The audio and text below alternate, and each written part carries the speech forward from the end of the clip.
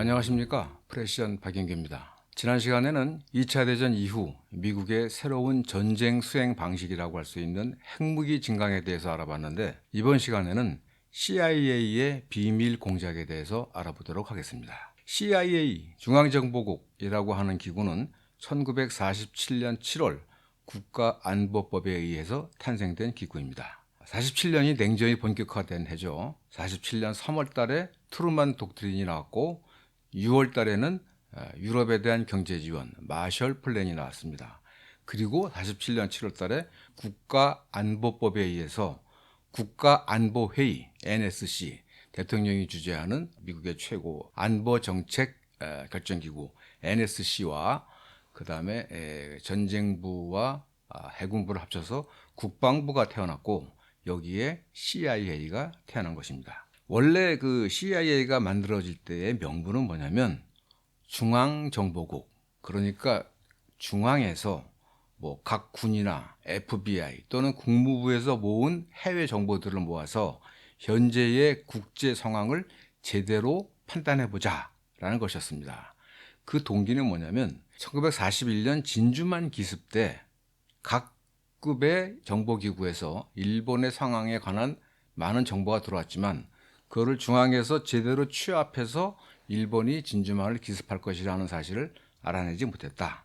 그러니까 중앙에 한 정보기구를 만들어서 미국의 안보에 미칠 만한 해외 상황을 중앙정보국이 판단하고 평가하자, 뭐 이런 취지였는데요. 그것은 명분이었고, 실제는 미국의 대기업이나 대금융, 그러니까 미국 자본의 해외 진출을 위한 일종의 해결사 역할을 한 겁니다. 사실 CIA는 2차 대전 중인 1942년 6월에 만든 전략사무국 OSS를 물려받은 조직인데, 이 OSS가 좀 희한한 것이 뭐냐면 약 13,000명의 요원이 있었다고 그러는데, 그 상층부가 거의 다 미국의 아주 어마어마한 부자들 아니면은 부자들을 위한 변호사들이 그 상층부를 맡았습니다. 그래서 OSS를 원래 OSS는 Office of Strategic Service라는 뜻인데, 미국에서는 이제 뭐 약간 뭐랄까요, 좀 비난하는 쪽으로 Oh so social, 너무나도 사회적이야. 이 사회적이라는 게 뭐냐면 셀럽들이 많이 모여있다, 미국에 정말 난다긴다 하는 부자들이 모여있다, 뭐 그런 뜻으로 불려지기도 했습니다. 이 OSS나 CIA의 실제 목표는 뭐냐면 미국 경제가 세계 경제를 지배하도록 하자는 거예요. 쉽게 말하면 이 CIA가 두 개의 부서로 나눠졌었는데, 정보를 수집하고 분석하고 평가하는 이 정보 분석 쪽하고, 그 다음에 해외 공작, 해외에 대한 비밀 공작을 하는 두 부서로 나눠졌는데, 실제로는 이 후자, 비밀 공작이 훨씬 더 강했던 겁니다. 물론 CIA를 창설한 트루먼이나 아이젠하워 대통령이 원했던 것은 대통령이 안보 정책을 수립할 때 참고할 수 있는 신뢰할 만한 해외 정보를 제공해 달라라는 거였는데, 실제로 CIA를 주도했던 알렌 덜레스를 비롯한 이 미국의 자본가 계급은 그것보다는 미국 자본의 해외 진출을 위한 뭐 해외 정권 전복이라든가 해외 정권 매수, 나아가서는 뭐 해외 정치 지도자 암살 같은 이른바 더티 트릭, 더러운 공작을 했다는 것이죠.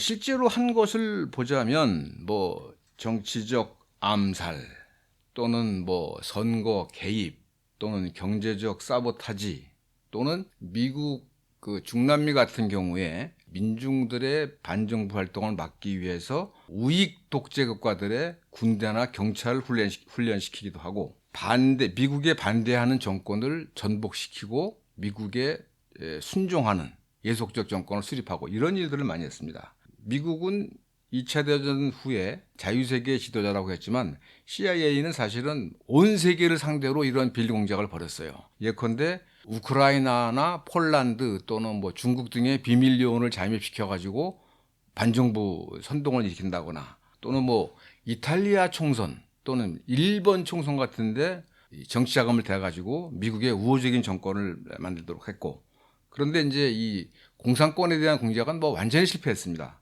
그리고 이 뭐 서유럽이나 일본에 대한 정치 개입은 상당히 성공을 거뒀고, 가장 관심을 기울인 데는 제3세계 국가였죠.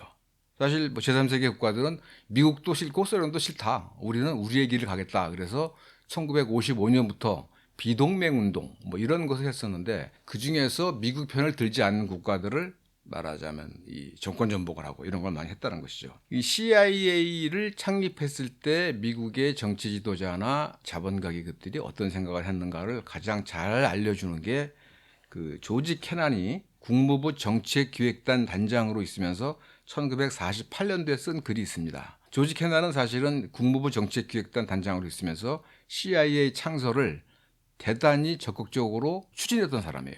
물론 나중에 NSC 68이 나왔을 때 1950년대에 가서는 핵무기 개발은 좀 이건 아닌 것 같다. 냉전의 군사화도 반대한다. 그래가지고 에치슨에 의해서 내쳐지긴 했지만 적어도 47년도 CIA가 창설될 때는 이 조지 캐넌도 굉장히 이 CIA 창설을 지지했습니다. 1948년도에 이 정책기획단 문서 23이라고 그래서 쓴 문서가 있는데, 거기에서 조지 캐넌이 뭐라고 그랬냐면, 우리는 전 세계 부의 50% 정도를 차지하고 있지만 인구는 6.3%에 불과하다. 우리가 세계의 시샘과 원한의 대상이 되고 있는 것은 너무도 당연하다. 우리가 앞으로 해야 할 일은 이 우월한 지위를 계속 유지하는 것이다. 이를 위해서 우리는 모든 감상과 이상주의적 목표를 버려야 한다. 우리는 인권, 생활 수준의 향상, 민주화 따위의 비현실적이고 애매모호한 주제에 대한 언급을 그만두어야 한다. 세계에 대한 기여, 이거 다 웃기는 소리다. 그런 얘기죠. 이제 오직 힘이라는 개념으로만 문제를 해결해야 하는 시대가 머지않았다. 그때는 우리가 이상주의적 슬로건에서 자유로워질수록 우리의 목적하는 바를 더욱 쉽게 성취할 수 있을 것이다. 그러니까 수단 방법 가리지 않고 미국의 국익을 증진하겠다. 미국의 국익이라는 것은 미국 대기업 대금융의 해외 진출이다. 뭐 이런 얘기인 거죠. 이와 관련해서 윌리엄 블럼이라는 사람이 있어요. 이분은 미 국무부에서 근무하다가 베트남 전쟁이나 여러 가지 미국의 대외 행태에 실망을 느낀 나머지 67년도에 국무부를 나와서 미국의 대외 정책을 비판하는 글을 최근에 몇 년 전에 죽을 때까지 계속 쓴 양반인데, 뭐 예를 들면 뭐 킬링 호프, 희망을 죽인다. 그러니까 제3세계에 희망을 주겠다 그런 얘기죠. 또 로그네이션 그래가지고 미국이야말로 세계에서 가장 센 깡패 국가다. 뭐 이런 책 썼어요. 이분이 쓴 글 중에 이제 최근에 나온 책 중에 미국의 가장 치명적 수출품 민주주의. 그러니까 민주주의 전파를 목적으로 많은 그 제3세계 국가들의 독립성과 자율성을 해쳤다 이런 얘기인데, 거기서 미국이 2차 대전 후에 어떤 정도의 일을 했는가를 요약을 하면서 서문에서 뭐라고 그랬냐면, 미국은 2차 대전 후 50개 이상의 민주적으로 선출된 외국 정부를 전복하려 했고, 다 전복한 건 아니죠. 전복하려 했고, 30개국 이상의 선거에 불법적으로 개입했고, 50개국 이상의 외국 지도자를 암살하려고 시도했으며 30개국 이상의 공습과 폭격을 가했다. 이렇게 얘기를 했어요. 그러니까 뭐 엄청나게 뭐 하여튼 미국, 그러니까 어떻게 보면 뭐 제대식 전쟁보다는 핵무기가 미국의 대외적 개입을 위한 마지막 버팀목이라면, 재래식 전쟁은 마지못해 마지막으로 하는 것이고 실제로는 비밀 공작을 통해서 미국의 국익을 증진했다는 거죠. 특히 중요한 거는 이제 아이젠하워 행정부가 되면 덜레스 형제가 미국의 대외 정책을 사실상 독점하다시피 합니다. 그 이유는 뭐냐면, 형인 존 포스터 덜레스가 국무장관을 맡고 동생인 알렌 덜레스가 CIA 국장을 맡아서 이 두 사람이 미국의 대외 정책을 다 요리한 거예요. 그래서 이제 일각에서는 존 포스터 덜레스는 우호적 국가를 위한 국무장관이고 알렌 덜레스는 미국의 적대적 국가를 위한 국무장관이다 이렇게 얘기했는데, 이 두 사람은 사실은 그 미국의 2차 대전 후 미국의 대외 정책을 설계한 에치슨이나 또는 캐난보다도 훨씬 강경한 반공주의자들입니다. 그런데 이 두 사람은 사실 외가 쪽으로 굉장히 이 미국의 상층부 정치가 출신이에요. 외할아버지가 19세기 말에 클리블랜드 대통령 밑에서 국무장관을 지낸 존 포스터였고, 이모부가 윌슨 행정부에서 국무장관을 지낸 로버트 랜싱입니다. 어렸을 때부터 이 할아버지하고 이모부로부터 미국의 대정책에 관해서 많은 얘기를 들었고, 특히 이 할아버지 존 포스터 같은 사람은 뭐 이미 19세기 말 20세기 초에 뭐 청나라를 위한 로비스트를 했다고도 그래요. 그러니까 이미 20대부터 미국의 대정책을 잘 아는 사람이고, 실제로 이 사람들은 1919년에 베르사유 평화협상에도 참여를 합니다. 더 중요한 것은 이 형제들이 미국의 최대 로펌, 미국의 이 대기업들을 위한 최대 로펌이 있어요. 설리번 앤 크로멜이라는 데인데, 여기는 좀 우리나라로 치면 뭐 김앤장보다 훨씬 세다고 보면 됩니다. 뭐 파나마 운하 같은 것도 다 이 사람들이 했고, 하여튼 무지하게 강력한 대기업을 위한 법률 조직이에요. 거기에 존 포스터 덜레스는 처음부터 들어가서 나중에는 파트너, 사실은 딱 대표가 됐고, 알렌 덜레스는 1916년부터 26년까지 국무부에서 근무하다가 나중에 설리번 앤 크로멜에 들어갑니다. 그러니까 설리번 앤 크로멜이라는 데는 미국 대기업 대자본의 해외 진출을 위해서 자문해 주는 데죠. 거기에서 거의 20, 30년 동안 일한 사람들이니까 이 사람들의 행동 목표는 미국의 금권, 해외 진출을 위해서 봉사한다.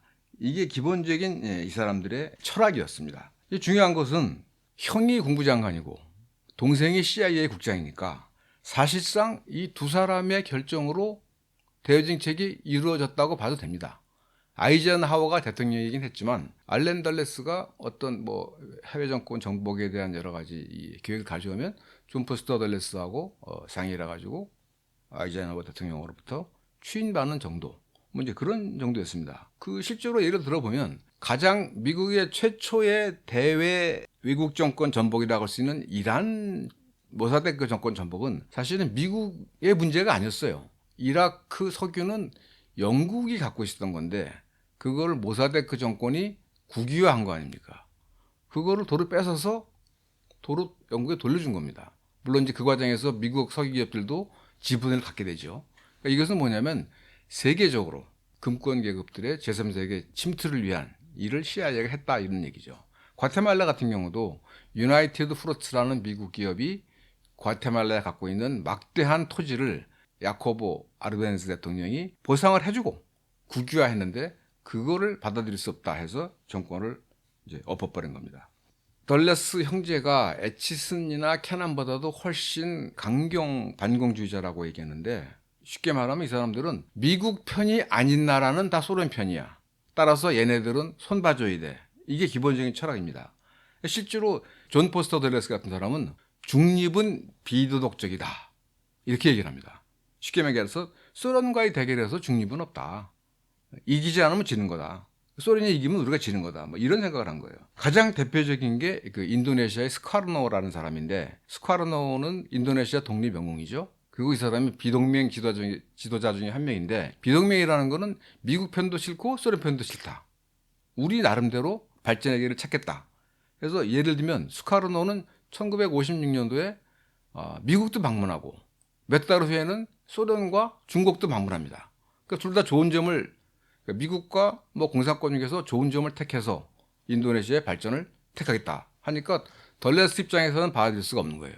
그러니까 57년도에 인도네시아의 그 반군들에게 막 공개적으로 무기를 지원해서 스카르노를 제거하려고 합니다. 이거는 사실 뭐 실패하지만 결국은 1965년도에 인도네시아 군부를 부추겨서 스카르노를 뭐 죽이진 않았지만 인도네시아 정부의 주요한 한 축이었던 공산당을 완전히 괴멸시킵니다. 대략 그때 죽은 공산당원이 50만 명에서 100만 명이라고 그래요.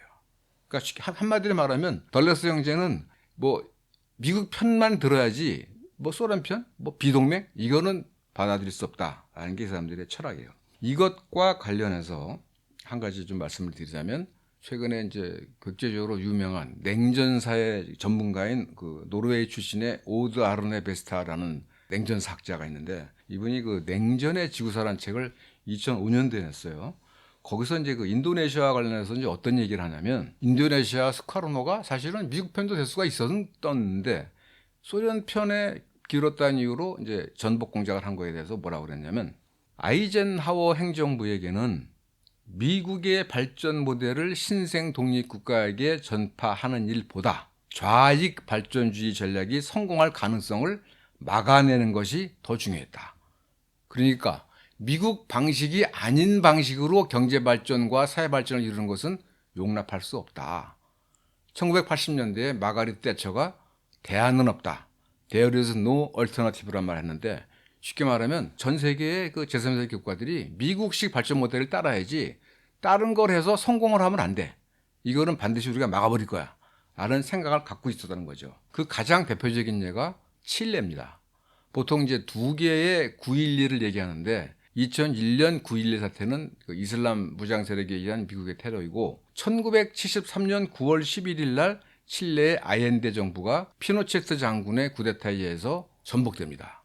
아옌데 장군은 스스로 총으로 이제 총격전을 벌이다가 자살을 하고요. 근데 이 칠레 같은 경우에는 1970년도에 민주적인 선거를 통해서 사회주의 정부가 들어선 거예요. 아옌데가 사회주의자거든요. 그러면서 사회주의를 지향해서 그때까지 미국 기업이 갖고 있었던 구리 산업 등을 뭐 국유화하고 사회주의 정책을 펴나갑니다.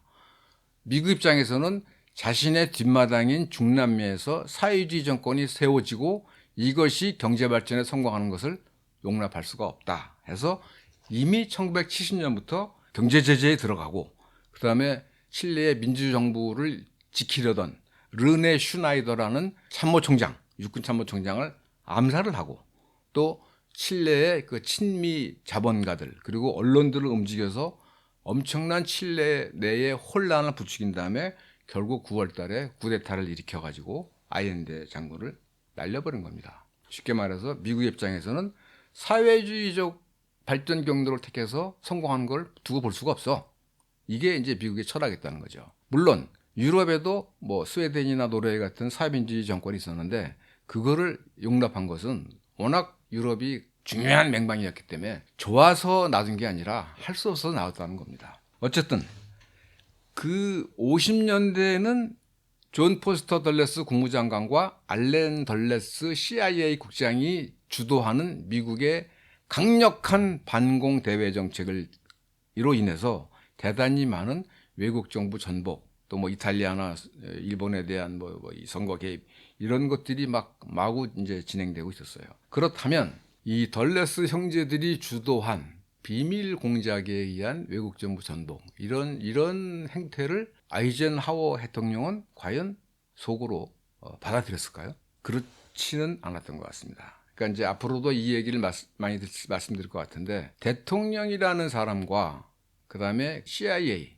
같이 그 미국의 어떤 이 대자본, 뭐 대기업, 대금융을 지원하는 사람 사이에는 상당한 이제 갈등 같은 게 있었어요. 그리고 여기서 이제 중요한 거는 이제 안보라는 개념이 오라는 건데, 사실 안보라는 것은 그 나라의 주권이 위협받거나 그 나라의 국민의 생명이나 안전이 위협받으면 그게 안보 위협인데, 그거는 우리가 생각하는 안보 위협이고, 미국의 이른바 지배계급이라고 할 수 있는 금권계급에 생각하는 안보는 뭐냐면, 자신들이 해외에 진출할 수 있는 기회가 봉쇄당하는 것이 그게 안보 위협입니다.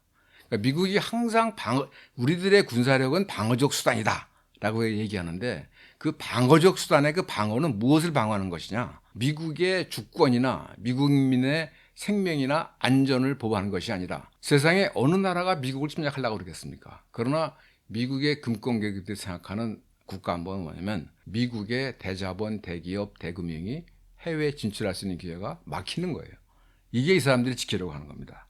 어쨌든 이 덜레스 형제가 주도했던 이런 CIA에 의한 비밀 공작을 사실은 아이젠하워는 막아보려고 대단히 노력을 많이 했다고 합니다. 그래가지고 뭐 여러 외부의 그 전문가들한테 CIA의 그동안의 활동을 평가해달라 뭐 이런 것들을 오랫동안 했어요.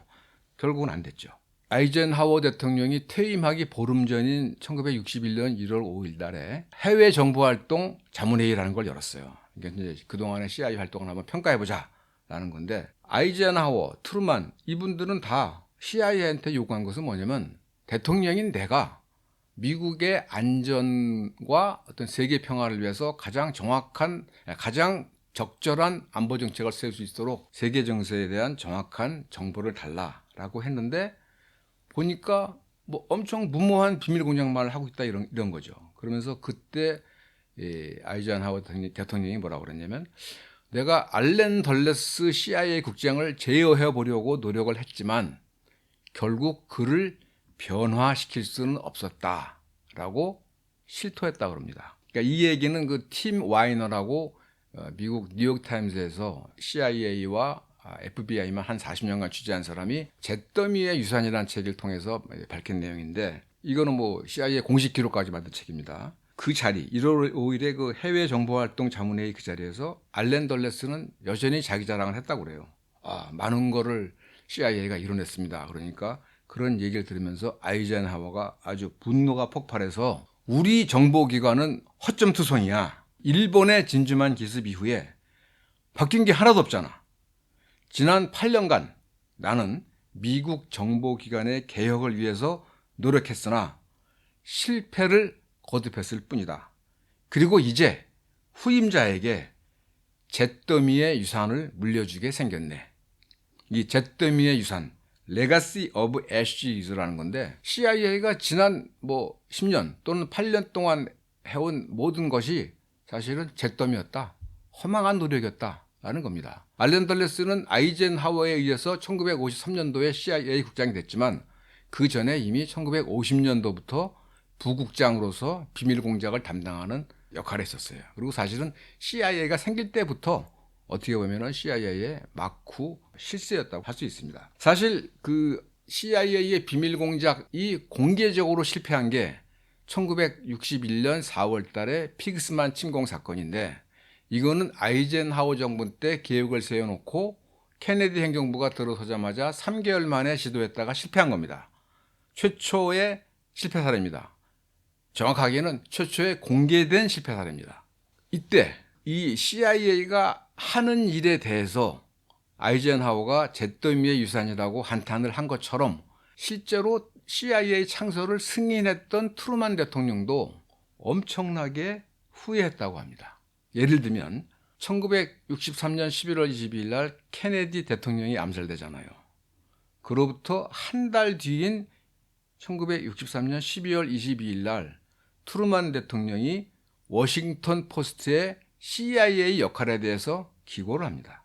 요지는 뭐냐면 CIA가 위험스러울 정도로 통제가 불가능할 정도로 비대해지고 있다. 당초 CIA의 창립 목적은 여러 정보기관의 정보를 종합해서 백악관에게 현 국제 상황에 대한 정확한 정보를 제공하는 것이었는데 그런데 평화 시에 CIA가 비밀 공작을 벌일 줄은 CIA 창립 당시에는 생각하지도 못했다.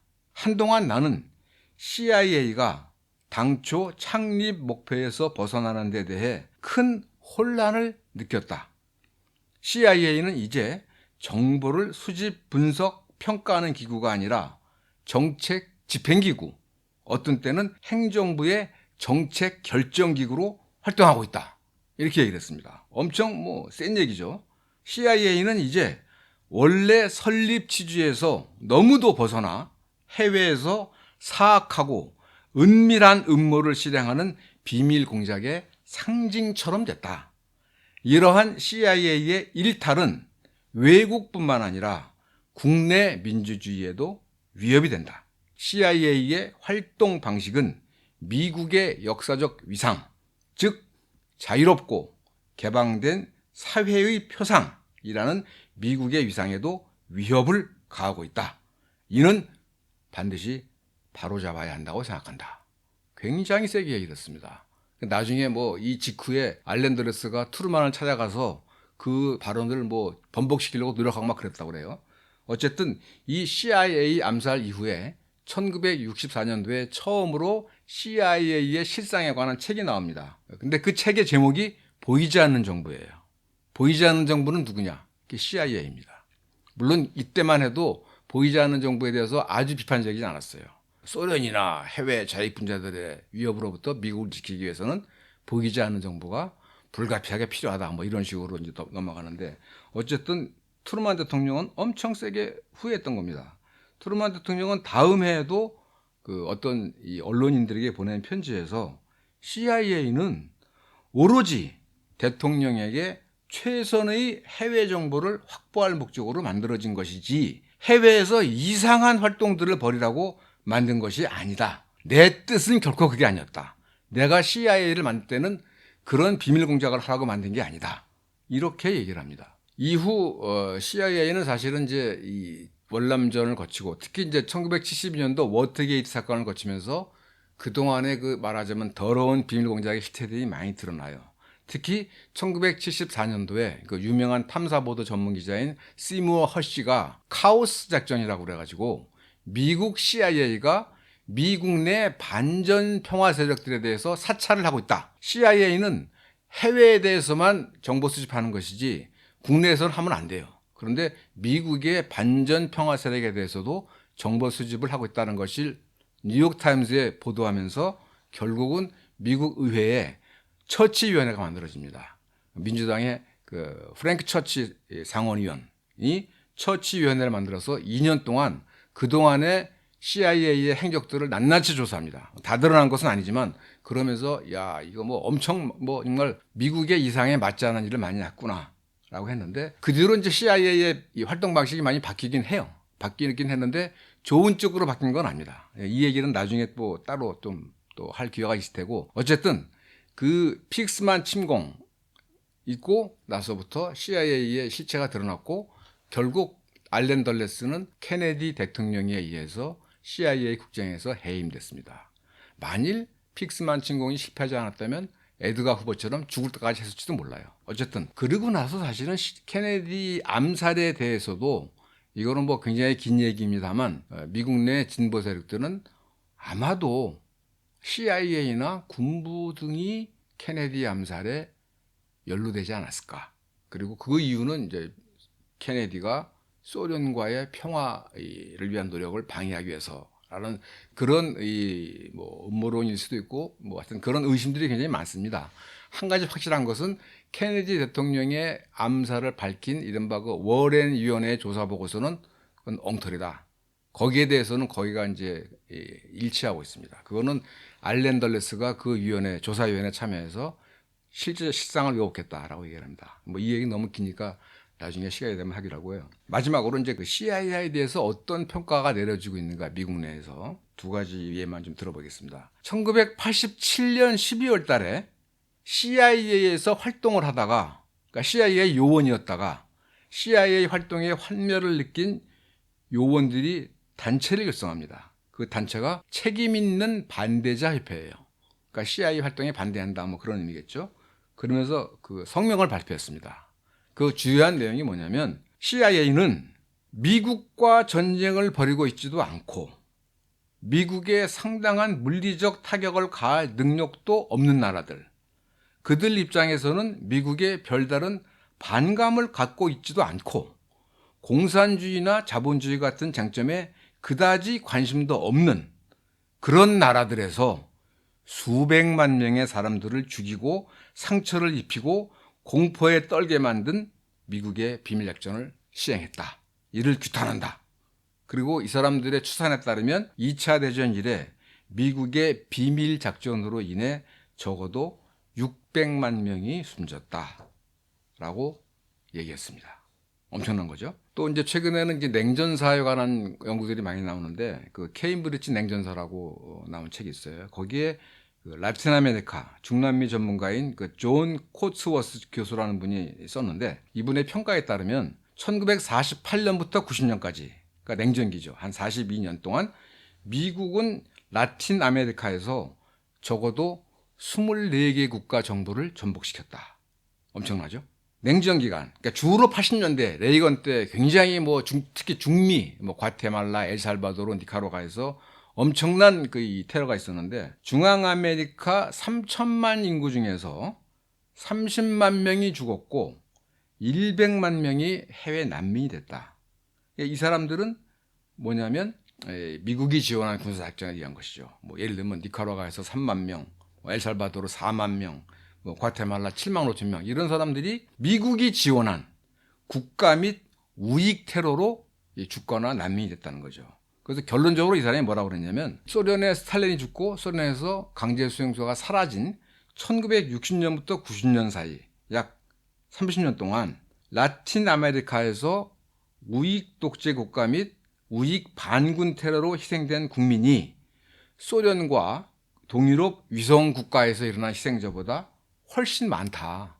따라서 1960년에서 90년 사이에 소련 진영이 미국의 뒷마당인 라틴 아메리카보다는 훨씬 덜 억압적이었다라고 얘기를 합니다. 소련은 물론 뭐 공포정치, 뭐 숙청해서 많은 사람들이 죽고 해서 뭐 잘했다고는 할 수 없습니다만 소련이 자국의 위성권에, 그러니까 소련이 외국에 침략한 적은 물론 없었고 동유럽에 대해서도 군사 개입을 한 게 딱 3번입니다.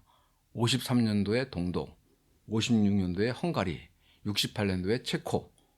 요게 답니다, 사실은. 이것 때문에 엄청나게 이 세계 이 진보 세력으로부터 비판을 받고 소련 공산주의가 무너지게 되는데 어쨌든 대외 군사 개입으로 인한 희생으로 본다면 소련이 한 거는 미국에 비하면은 그야말로 세 발의 피다.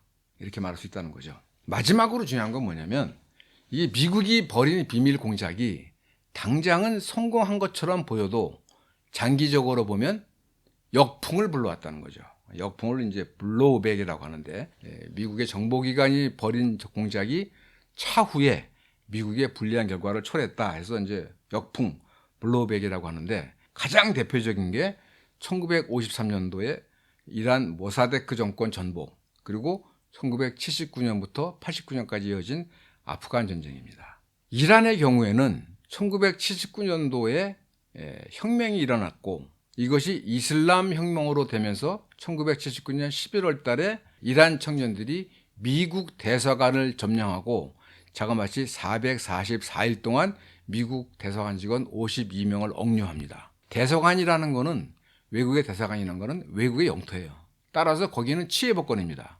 이란 국민이 들어가면 안 돼요. 그러니까 이건 굉장히 무도한 짓이죠. 미국 사람들이 봤을 때는 무도한 짓을 한 거죠. 아니 아무리 혁명을 했다 그러지만 미국 대사관에 쳐들어와? 말도 안 돼. 이 나쁜 놈들.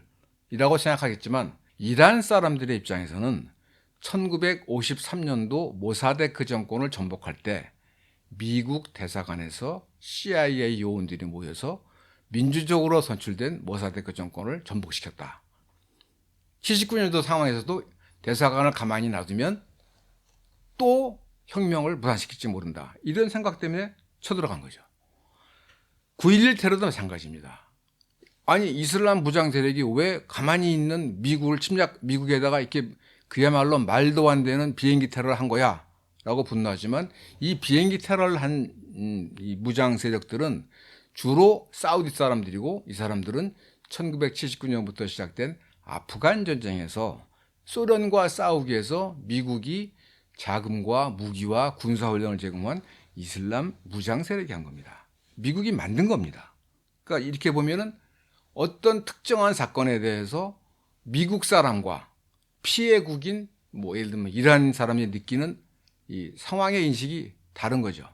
미국 사람들은 아니 우리가 세계의 평화와 자유를 증진하기 위해서 이런 좋은 일을 했는데 우리를 공격하다니 이런 생각을 한 반면에 이란이나 사우디 사람들은 아니 왜 이란 사람들은 왜 우리를 자꾸만 부당하게 개입하는가? 사우디 입장에서는 왜 이 이슬람 성지에 이교도인 미국 군대가 와 있는가? 이렇게 이제 생각이 다르게 되는 것입니다. 우크라이나 전쟁도 마찬가지입니다. 우크라이나 전쟁도 소련이 2022년 2월 24일 날 갑자기 공격했다고 그러지만 냉전 이후에 미국의 대러시아 정책이 만들어낸 결과입니다. 그러니까 이게 바로 CIA 비밀 공작이 미국의 역풍을 불러일으킬 뿐만 아니라 세계 정세 또 미국과 세계와의 관계에 대한 세계인들의 인식과 미국인들의 인식 사이에 엄청난 격차를 만들어낸다는 겁니다. 그러다 보니까 미국은 계속 우리는 세계의 평화와 자유와 민주주의를 위해서 군사력을 사용하는 거야 라고 스스로 생각을 하고 있고 서방을 제외한 제3세계, 요즘은 글로벌 사우스라고 하죠. 제3세계에서는 미국의 군사력이 우리의 자주적 민주적 발전을 방해하고 있다 라고 생각하고 있는 겁니다. 이것이 해소가 되지 않고 있는 것입니다. 그러니까 이 미국의 비밀 공작이라는 것이 단기적으로는 미국 대기업, 대규모에게 이익이 됐을지 모르지만 장기적 그리고 미국 전체를 보면 엄청난 부작용을 일으키고 있다는 것이죠. 그 부분에 대해서 알아야 될 것입니다. 이렇게 해서 그 2차 대전 이후에 미국의 그 새로운 전쟁 수행 방식인 핵무기 증강과 비밀 공작에 대해서 대략 알아봤는데요. 잠깐 말씀드린 것처럼 미국의 대외 정책에 대해서 대통령과 군부 또는 CIA 같은 정보기관은 약간 생각이 다릅니다.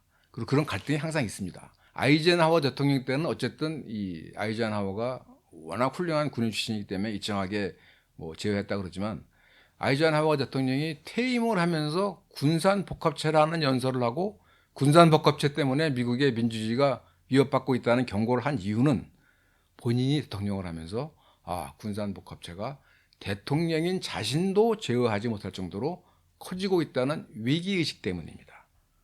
그게 이제 60년대부터 70년대까지 계속되는데요.